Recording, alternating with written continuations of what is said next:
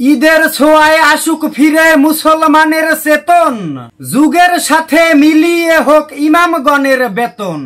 ঈদের খুশি ছড়িয়ে পড়ুক প্রতি স্তরে স্তরে, ছড়িয়ে পড়ুক প্রাসাদ থেকে ভাঙ্গা কুড়ে ঘরে।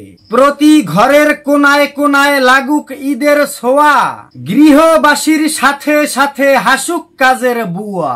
ঈদের শিক্ষা ভাঙুক সকল জাতের বাড়া বাড়ি, এক থালাতে আহার করুক মালিক কর্মচারী।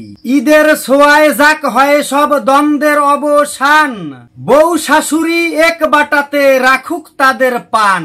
ঈদের ছোঁয়ায় সবার হৃদয় উঠুক মায়ায় ভরে, পথের মানুষ ঠাঁই পেয়ে যাক ঘরওয়ালাদের ঘরে।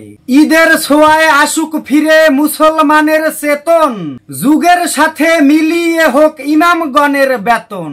আমরা যদি ঈদ থেকে এই শিক্ষা না নেই তবে ঈদের খুশির অন্তরালে দুঃখ থেকে যাবে।